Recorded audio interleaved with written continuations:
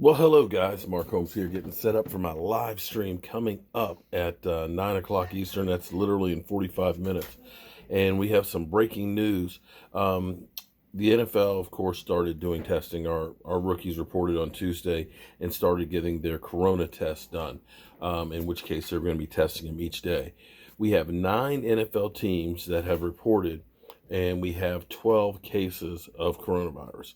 So when you think of, on average, you figure you had 7 draft picks roughly, and you probably have 5 or 6 undrafted free agents. Basically, you're probably looking at about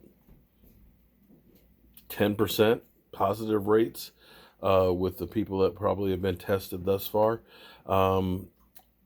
That hopefully those numbers won't be any worse than that. We'll see what we hear from other players, from the other teams. Again, only 9 teams have reported thus far, and you got 12 rookies that have tested positive.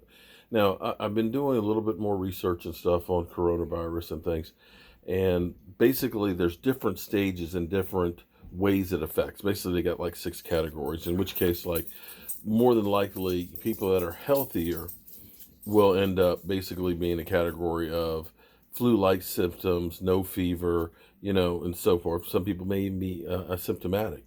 And the players themselves probably will recover without any problems.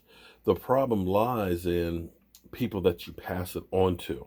So the NFL is still trying to craft what their response is going to be, how they're going to deal with it, and how they're going to keep players safe. As far as the players themselves, I think they'll be continued to be tested, and they'll have basically a couple week windows before they'll be able to join the teams.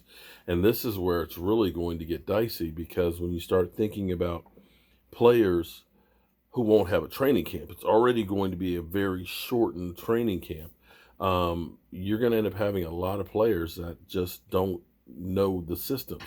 And I think the play on the field that we're going to see this year is going to be rough, to say the least. You got new coaches, new players, and not a lot of time to put it together. But in the end, I'll be happy with having anything that we have on the field. So tune in at about 45 minutes from now.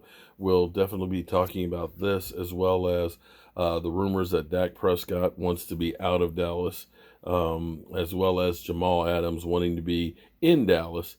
And I've got a little flashback of history that I want to share with you guys that puts all of this in perspective. When I was doing a live stream earlier, I was talking about how the past will lead you to what's going on in the future, because if you don't know where you've come from, you don't know where you're going. And somebody said, nah, things that happened in the past got nothing to do with today, but I'm going to prove that person wrong. All right, see you guys in a few.